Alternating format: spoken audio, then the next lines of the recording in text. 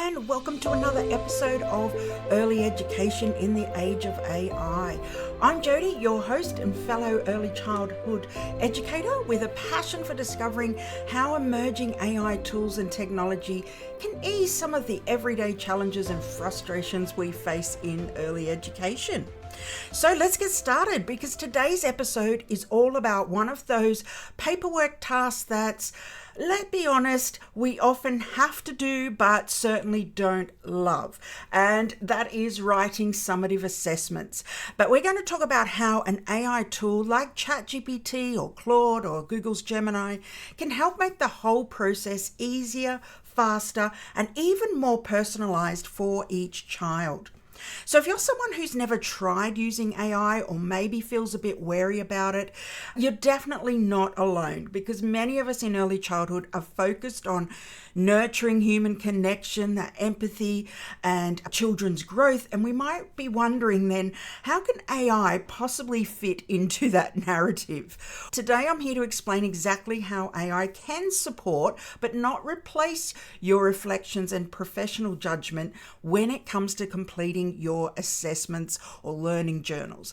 So think of ChatGPT as your assistant in this task, one that's going to help you out with the wording, the organisation and structure of your report, and also the overall clarity in your assessment so people can understand exactly what you're putting in there, while you're actually remaining the expert who definitely truly knows each child best. So in our time together in this episode, we'll go over the purpose of summative assessments first, so we understand what they are and why we need to do them in early childhood, why they align with the early years learning framework principles if you're an Australian educator. Then I'll take you through a practical step-by-step guide to using one of the AI tools, and I'm just going to choose ChatGPT today as a supportive tool for your assessment writing in this way, from setting learning goals and organising your observations a bit better, to creating summaries that are clear, family-friendly, and genuinely reflective of each child's journey. Of course, I've also got some practical prompts for you that you can use right away with your AI tool of choice, including our Empowered Educator AI assistants, if you have access to those through one of my memberships. And I'll give you some fill-in-the-blank style prompts that will let you practice adding in your unique knowledge of each child and also your early childhood expertise, which is so important to getting those personalized, helpful responses and outputs from any AI tool. So by the end of the episode, my hope is that you're going to feel both inspired and confident to use AI in this way, because this is an often time-consuming task, as we know. So I want you to see it as a tool that can support your role in compiling all of your documentation evidence, bringing it all together like pieces of a jigsaw to write a comprehensive but also engaging and interesting assessment. I'm not telling you how it can take over all of it for you and you click your fingers and it's done, because that's not what we're aiming for, and it's not going to improve outcomes for the children or communicate effectively with families about their child's early learning as well. So let's get started and get straight into how AI can help you shift assessment writing from a chore into a simpler, less stressful, and even more meaningful part of your work. So let's start by looking at why we even do summative assessments. Now, they're called lots of different names. In Australia, early childhood, the phrase we tend to hear the most, or what I get asked about the most by other educators, is summative assessments, but they can also come under reports, learning journals, progress reports. But whatever term it is, I'm going to go through what it basically means and how they align with the principles of the early years learning framework. I know that at times the term assessment can feel like it doesn't belong in early childhood, especially in environments as we're more focused on play-based learning. But I think when we break it down, we'll see that summative assessments are not just reports, they're actually powerful documentation tools that help us to support the holistic growth and early learning outcomes of each child in our care. So In early childhood, summative assessments serve a unique purpose. Unlike formal reports in primary school, where assessments often focus on grading and comparing children's performance against set standards, summative assessments in our sector are more reflective and individualised. They're designed to capture a child's development and learning across a range of areas over time. So we're not looking at what children can achieve in a test or an assignment, rather we're focused on their overall journey, how they've grown socially, emotionally, physically, and cognitively as well. And these assessments give us, as the educators, the opportunity to slow down and look back on all those moments that have contributed to a child's development, or I like to call it their story. So we're just putting the chapters here into their story. It's a chance to gather our observations, our learning stories, those spontaneous moments that we've noticed throughout the term or the year, pulling them together to create a meaningful picture of who each child is right now. And importantly, it allows us to celebrate each child's unique strengths and progress in a way that's inclusive and respectful of their individuality. Now, I think another important point I want to stress too is that we often gather all these observations and learning stories and analysis, all these other bits and pieces of documentation, these images of play, and we wonder sometimes, what we're doing with it all, or are we wasting our time?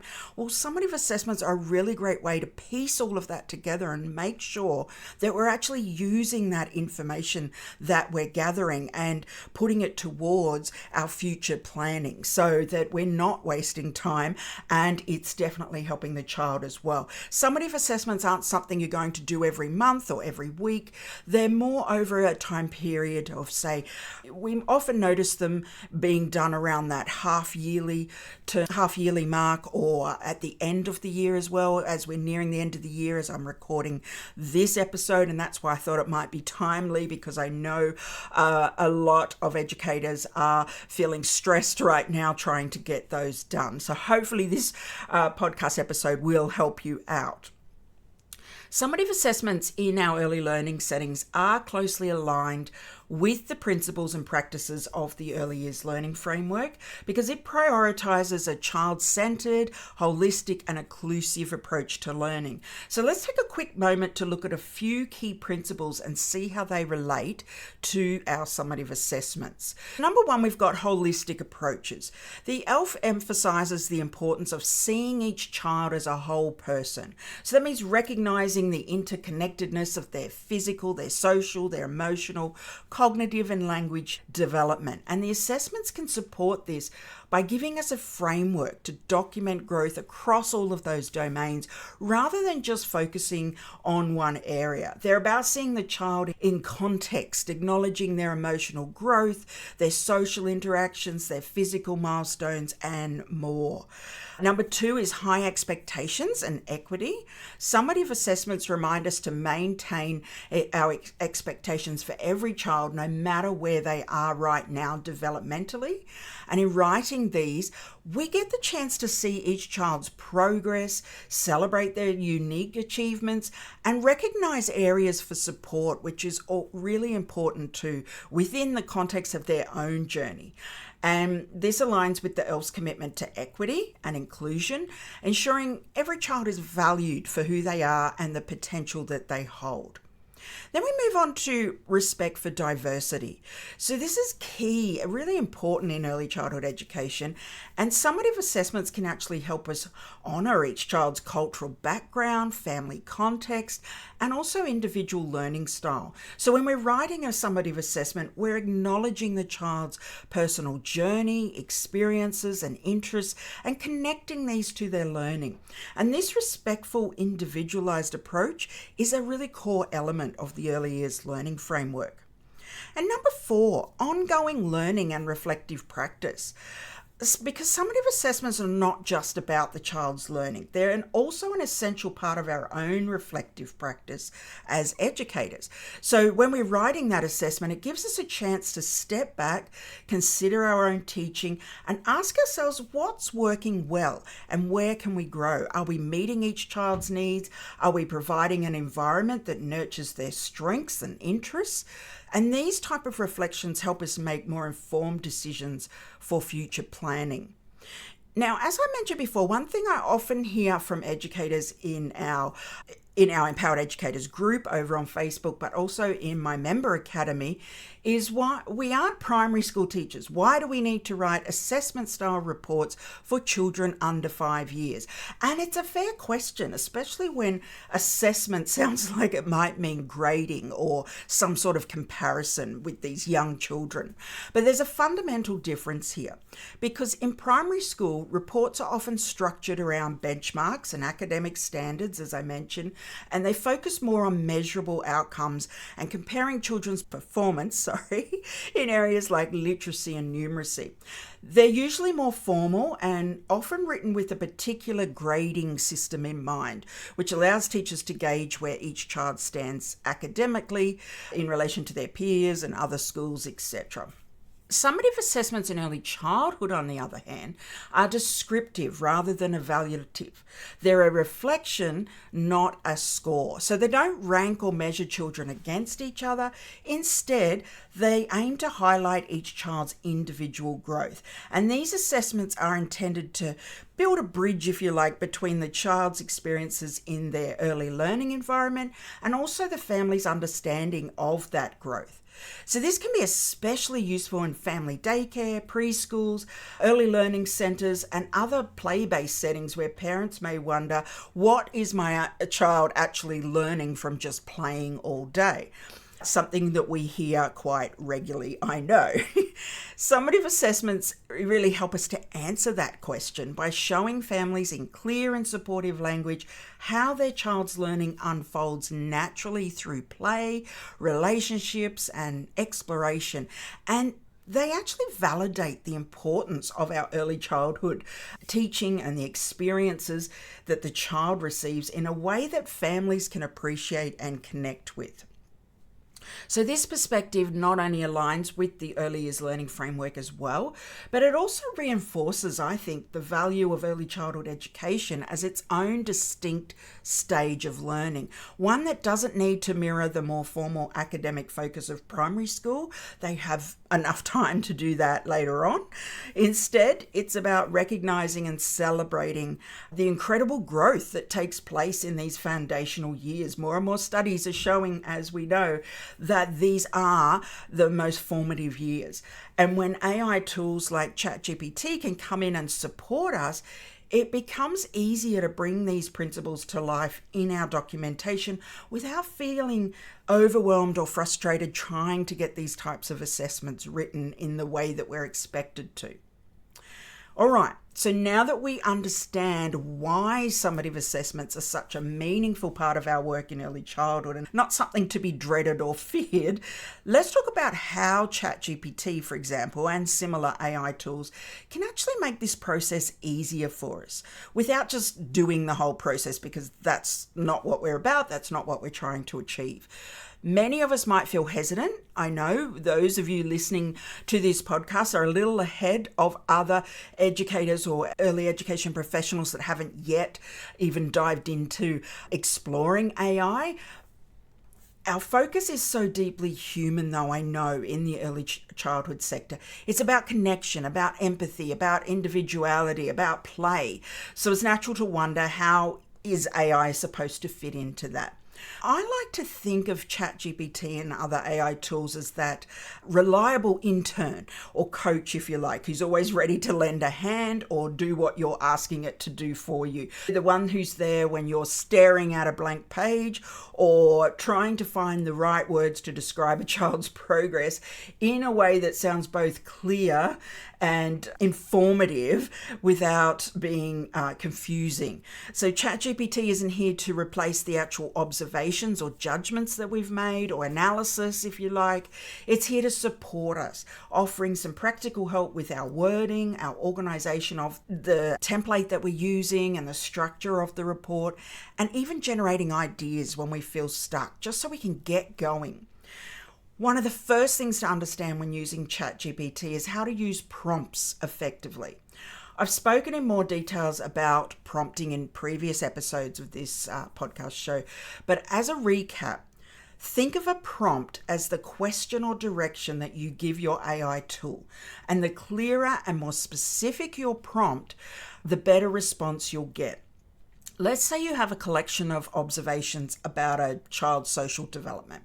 You could prompt ChatGPT with something like, can you help me summarize these notes to describe a 3-year-old's progress in social emotional skills? Give me examples as well of this in action.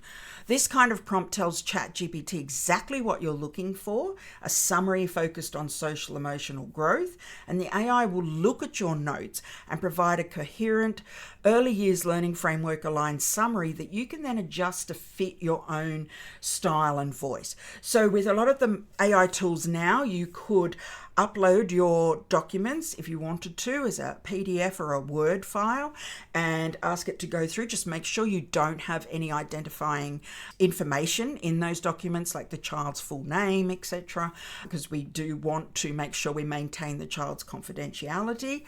And you could also just copy and paste, if you have a Word document or a Google Doc or something similar, paste it into the chat for the AI assistant. And so you're not actually having to type everything back in again. So we don't want to waste more time. We want to save time. And when we're working on assessments, we're often pulling together a whole load of observations and other documentation that may cover different areas of a child's development. Because remember, we're thinking over a longer time period. So at least a couple of months or 6 weeks at a minimum, I would think. For example, you might have notes on how a child interacts during group play, their interests, say, in solving puzzles, and their budding language skills. These observations are wonderful, but they don't always fit neatly together at first glance, especially when we want to summarize them into our assessments. So here's where AI tools like ChatGPT can be incredibly helpful, because you can use them to organize your observations by developmental area or even a theme. For instance, you might prompt it with something simple: organize these notes into themes of social play, problem solving, and language development. And this simple prompt will allow the AI to structure your observations around those key areas of development. So rather than sifting through and organizing manually, you'll get a helpful structured outline that's already ready to go for you to expand on. So you've actually used your expertise and knowledge of what you know is in those observations and what you can see are the themes of social play, problem solving, and language development. And that's the information that you're passing through to the AI and anything else that you would feel relevant, obviously, about that child. And this step alone can save a significant amount of time, allowing you to focus on adding your personal reflections and insights rather than wrestling with the structure and worrying about how you're going to summarize those bits and pieces and get all of that information from your observations and documentation into that assessment. So it's already saving you a lot of time there. Now, we want to also focus on creating your personalized tone.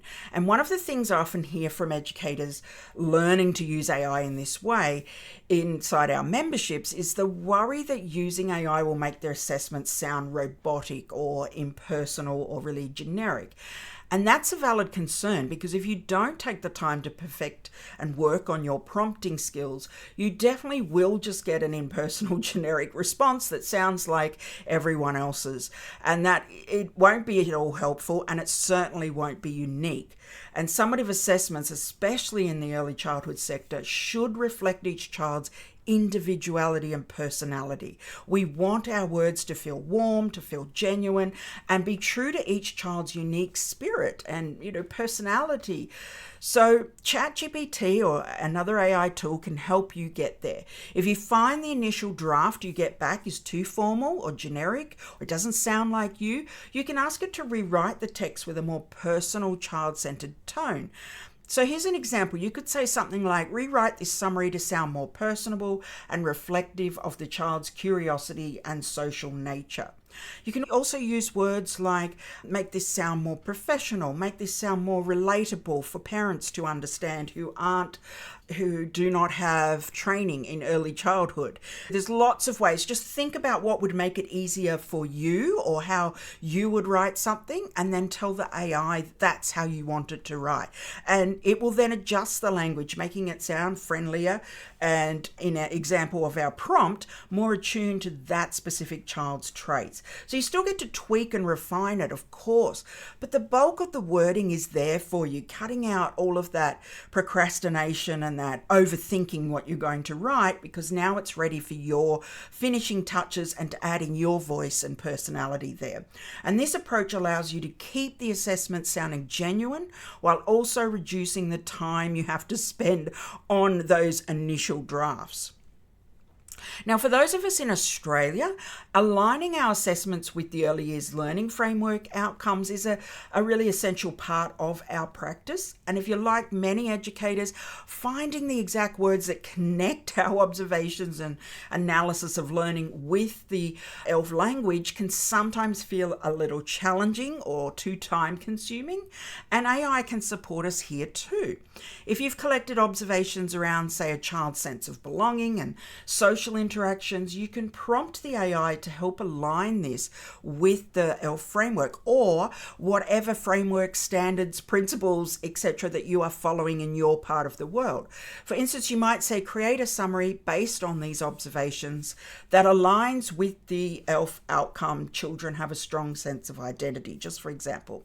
Just replace your own framework or standards there. This prompt encourages AI then to use more early years learning framework relevant language, making it easier to create a standards aligned summary without needing to constantly refer back to the framework as you're writing. It also, in my experience, helps you learn more about the framework as well, because as you're reading this information, you're also, taking that in and learning as you go how to make those connections a bit more effectively. And one added benefit of using an AI tool is that it can help maintain consistency in language across multiple assessments, because as we know that the language we use is important to communicating clearly with families and other educators too. And when we're writing for 20 or more children, though, it can be challenging to keep each assessment unique yet consistent in tone and style. So let ChatGPT and other AI tools help you by suggesting language that stays consistent but isn't repetitive.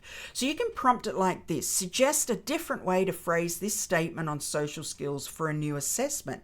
And with this approach, the AI will generate alternative ways to express similar observations, allowing you to maintain consistency while still capturing each child's individual journey and sounding individual as well. So we want to acknowledge AI as supportive, not definitive.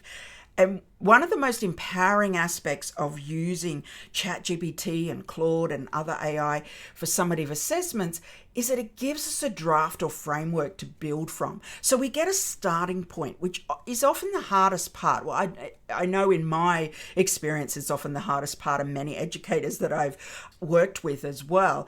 It's been the hardest part, just to get started, to know, what you're going to start writing about first, what to include, how much of that information do you have to put into your assessment. And it's important to remember that the AI is there to support us with this, but it's not going to dictate what we want to write.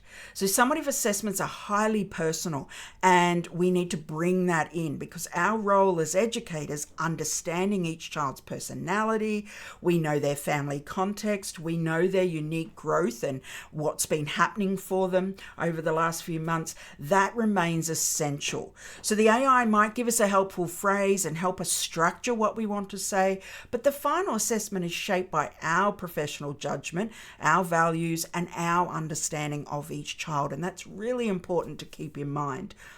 And this collaborative approach is what makes AI truly useful for us in early childhood education. We're not just following a formula or a script.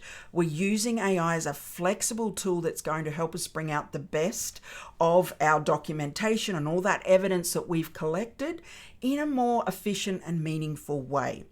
So by incorporating these AI tools thoughtfully with these sort of things in mind, we're giving ourselves the gift of time.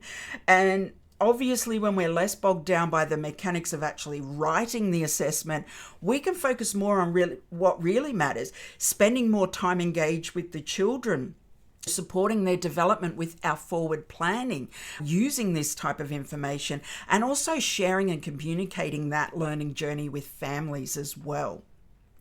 So I want to give you, now that we know what summative assessments are, why they're so important, I want to get more into the practical side. So I want to give you a step-by-step guide that you can follow to use an AI as your assistant, an assessment assistant, if you will. Say that quickly 3 times, I dare you.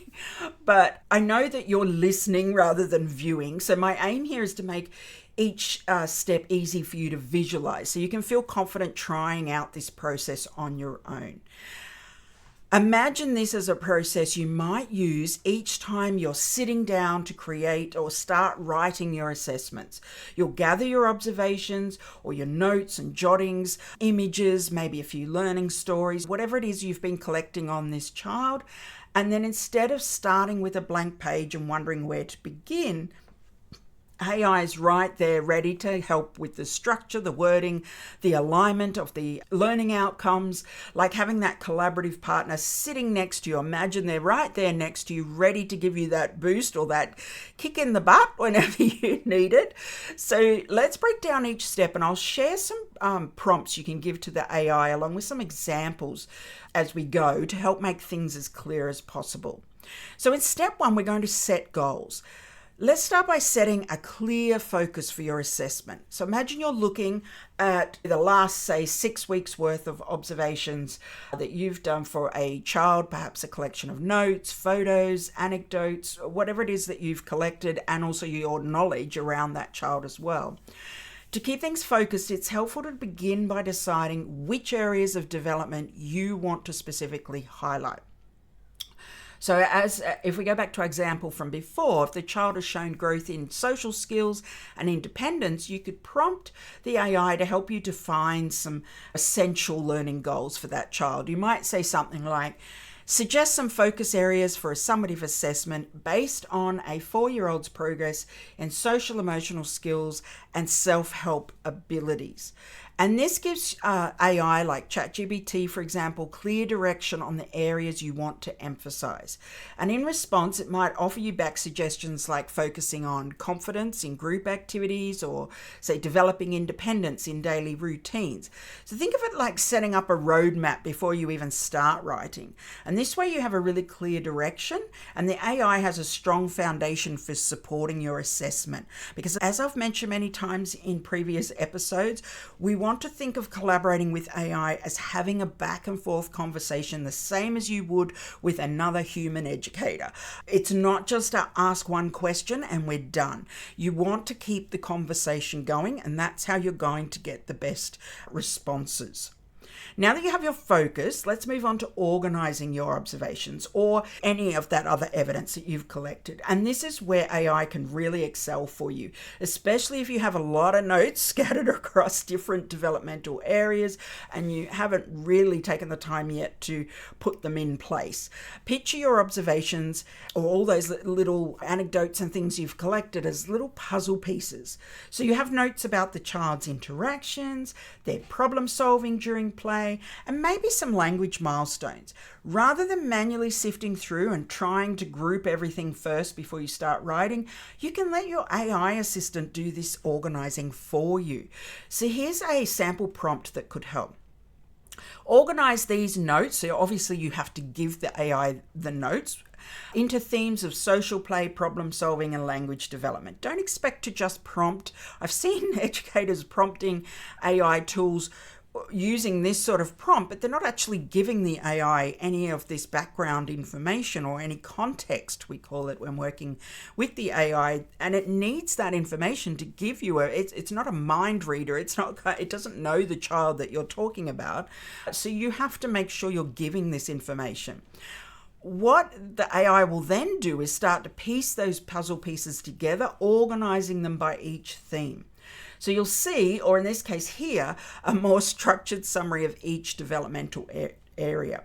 And this way, instead of staring at just a scattered list of notes all over your desk, you have a distinct categories now to work with. Sorting through a messy drawer and suddenly finding each item neatly arranged in its place. So much easier to see the big picture. Think of that middle drawer we all have in the kitchen.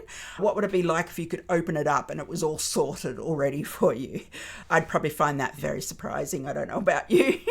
But let's move on to drafting. So this is where we can prompt AI to take those organized observations and turn them into a more cohesive, framework-aligned summary.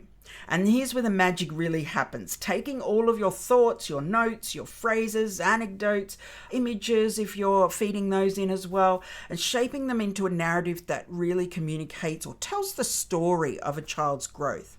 For example, say we're focusing on the child's progress in social skills and independence. You might prompt an AI with something like, create a draft summary of this child's social development and emerging independence using these notes. You could also say and images or whatever it is that you're giving into the AI, and it will then weave together those pieces into a first draft for you. So it might highlight, for instance, how the child is showing confidence in group play or has started initiating conversations with peers. And this draft has to be like the first coat of paint on a canvas. It gives you the main ideas, and then you're going to adjust it to your liking.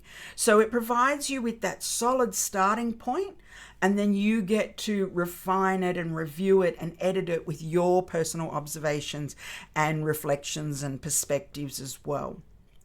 So now comes the fun part, personalizing the language so it really truly reflects the child's individuality and also your voice as the professional.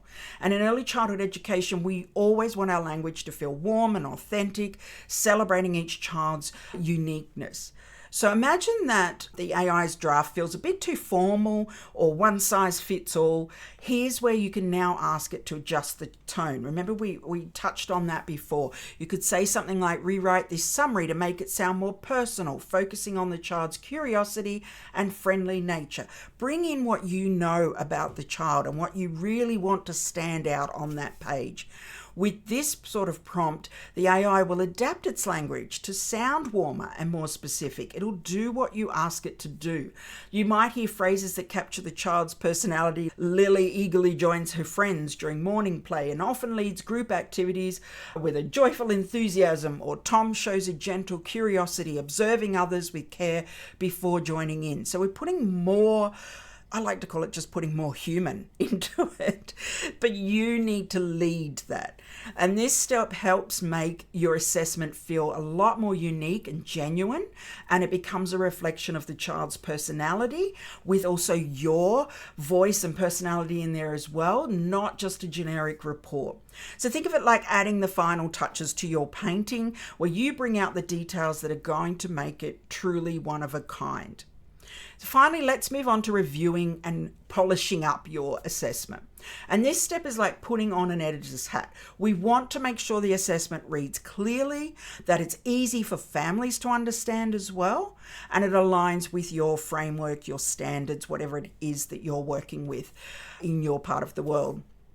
And at this point, you could use AI again to check for clarity or suggest improvements. I like to do this step a lot, to ask it to put on its own editor's hat and act as an editor and tell me what would improve this writing. For example, you could say something like, check this summary for clarity, make sure it's suitable for a parent audience not trained in early childhood education. And the AI will help you tidy up that language, perhaps suggesting some simpler wording or ensuring that any framework terminology used is explained in a parent-friendly way. And this step's going to allow you to finalize the assessment so that it's accessible, it's easy to read, and it's ready to share. And remember, you still have that last say. The AI suggestions are there to guide and support you, but it's your professional judgment and perspective that's truly going to shape that assessment. Just because it gives you some suggestions doesn't mean you have to take all of those on board.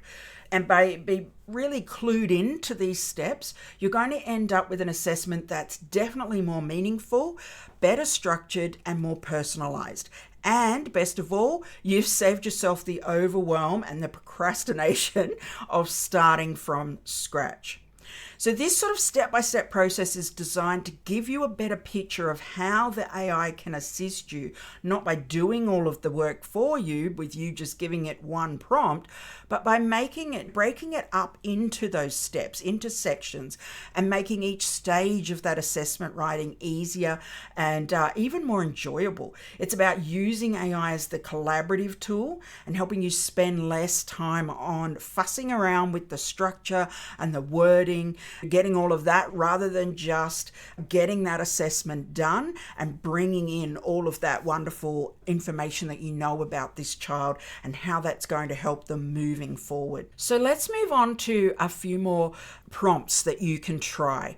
I'm going to also provide a little cheat sheet for you. I'll give you a couple now, but make sure you go and download the cheat sheet for some more prompts that you can try out with your AI assistant, because I just want to leave you with a few so that you can get in and start taking action, start experimenting, and see what works for you. So I'll give you a mix of some general prompts, but also some of those fill in the blank style templates, so that helps you customize them, add in your information, and that will personalize your responses. Keep in mind, the more specific information that you can provide to your AI assistant, the more accurate, personalized, and meaningful your assessment will be. So I hope, by the way, I just went through those steps that you're beginning to see the importance of the information that you feed into the AI as well. So these sort of prompts that I'm going to give you are designed to support different parts of your assessment writing. Again, we're breaking it into different sections. So think of it like the puzzle again, and we're breaking the puzzle apart into different pieces because we want to focus on all of those different pieces first, so it all comes together at the end. So from summarizing observations to aligning with our framework outcomes, even rephrasing things in a way that's easy for families to understand. So the first one I want to give you is one for highlighting the child's strengths and interests. So you might say something like, describe this child's strengths and interests, focusing on how these contribute to their learning experience in our early learning environment. So if you wanted to keep it really general, you could do that. If you want to use the fill in the blank style, you could say something like, describe how, and in the brackets there you'd put child's name, shows interest in, and then you're going to fill in the specific interests, and how this interest supports their learning and development, especially in areas like, and then you're going to go specific developmental area, say for example fine motor skills or problem solving, and then you can keep going in that way and just adding in your information, and that will give you a much better response back from the AI. When you're creating your framework aligned summaries, you can write something like, just keep it general, write a summary that connects these observations with early years learning framework outcomes related to, say, children have a strong sense of identity. Or you can just ask, you can give the information and ask the AI, what does this most align with in the framework? Fill in the blank. You could say something like, summarize child's name, development as it relates to ELF outcome number, if you want to get really specific, sense of, and then give the bit more detail like well-being, for example, based on these observations. So add in the details of the child's behavior or actions, or add in your full observation jottings or notes, and then keep continuing to go back and forth with that one. For creating some parent-friendly language, you can be really simple with this and just say, rewrite this summary in family-friendly language, avoiding jargon and making it easy for parents to connect with and understand. And sometimes it's helpful to show how a child has progressed in specific skills or areas over time. So this prompt summarized the child's progress in social interactions from the beginning to the end of the term or whatever time period you're putting in there, highlighting core changes. So again, you're going to have to give that information together with the prompt, so it's got something to sort and organize and analyze. In a fill in the blank style, you could use describe how child's name and then specific skill, for example, confidence in group play, has changed over the past term from initial observations, and that's where you're going to describe that earlier behavior, to recent observations and then describe that recent behavior. So you can do it in two ways. You can just feed in what you know about this child and what we hold a lot of information in our head about each child. I know we don't always get the time to write it down as a formal observation. So this is a really good way you can get that information out of your head and ask the AI to sort it for you and analyze it for you, even if you don't have a lot of actual written down or formal observations. So I'm going to leave more of those for you in the cheat sheet, and I'll leave that in the link in the show notes. So go ahead and download that and just personalize them and see how you go, see what works, and then just modify them as you go, because they'll make it easier for you to get started, but they'll also help you to personalize each assessment more meaningfully as well. And the more detail you share, the more personal and relevant that final assessment is going to be. So that collaboration between your expertise and AI's assistant can make writing assessments a lot less frustrating for you and a smoother experience all round. So before we reach the end of this episode, I want to leave you with a bit of reflective practice, something to reflect, something to think about as you go back to your work and start considering how you could use these AI tools in your own documentation and planning, and how you could use it to support your assessment writing. So think about how could using a tool, say ChatGPT or the Empowered Ed AI assistants, to draft parts of your summative assessments give you more time for what really matters. So think about the impact of freeing up some of that mental load, the time you would normally spend finding the right words or trying to organize all of those scattered notes everywhere. How could this give you more space to engage with the children, work on your forward planning so you can keep going with those learning goals, connect and collaborate with families, or simply enjoy the creative side of your role as an educator? With tools like ChatGPT, the aim isn't to hand over our role and expertise. We just want to let the AI assist with those mechanics of writing and getting started and structure, so we can focus on the parts of our work that feel meaningful and energizing to us as well. We've covered a lot in this episode about summative assessments, and if you're still a bit hesitant, remember that AI doesn't replace your knowledge.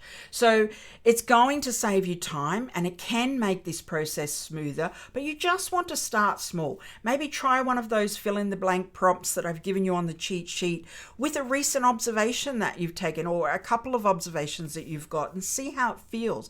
Maybe I'm recording this in November, so maybe you're coming up to writing assessments. Give it a go with just one and see if you can create a bit of a workflow that goes step by step for you.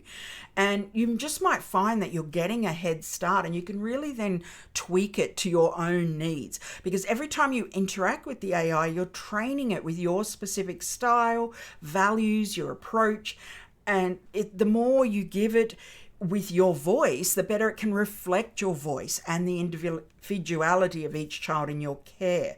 So don't be afraid to experiment. Get out there and play with different prompts. Fine-tune the language. Modify the ones that I've given you and tweak them as you go. Adapt each response that you're getting back until it sounds just right for you. So thank you for joining me on this journey as we've explored ways we can use AI for more effective and efficient summative assessment writing. We've covered practical steps for working with an AI tool like ChatGPT, and even looked at how AI can become a true partner in creating our meaningful, well-written assessments that reflect each child's unique journey with us. If you're interested in making writing your assessments even easier, perhaps you've got a pile to do before the end of the year and you're stressed as you're getting to it, we'll find my Empowered Ed AI tool, the Summative Assessment Writer, a huge help and time saver. That's why I created it. And you'll be able to create summative assessments based on your specific information in just seconds, because I've actually done all the hard work behind the scenes of prompting the AI for you. So it's basically, I've put everything into a little form for you, some reflective questions. You'll just go through, it's like a Google Doc form. You'll just go through and answer, and that's giving your information. So you don't even have to think about which information do I get out. I'm giving you the prompts that will help you pull out all of the important information that the AI needs. And then it'll take that information in the background, and in a few seconds, it will give you back a fully formatted assessment that you can then copy, put onto your Word document or your Google Doc, and then edit and tweak it as you need. Do a little proofread, and you are good to go. So if that's of interest, you will find it inside my AI Empowered Ed membership hub, along with a whole lot of other tools. There's the planning cycle toolkit. There is the assessment toolkit. We have one in there for sustainability ideas. There's communication, parent communication. There's a whole lot of AI tools in there to help make this process a lot easier. You also get access to chat with any of my AI team of assistants. So you can go chat back and forth and experiment in a safe and supportive environment rather than with one of the bigger models. These ones I've especially trained to do everything about early childhood education, so you don't have to be as specific with your prompting. I'll leave a link in the show notes if that's of interest to you, and you can take a peek. Click on that link to take a peek at what else you can see inside. Just head over to the information page. And I really do hope that today's episode is leaving you feeling inspired, motivated, and ready to give AI a try in this part of your documentation process. Please reach out to share your thoughts, ask me questions, or even suggest some topics for future episodes. I'm here to support you every step of the way on your journey with AI, and I will be back soon with another clever way to use AI and make your job easier. Until then, keep experimenting and keep learning with AI, and remember, you are not alone in this journey, and it's not too late to make AI work for you. I'll talk to you again soon. Bye.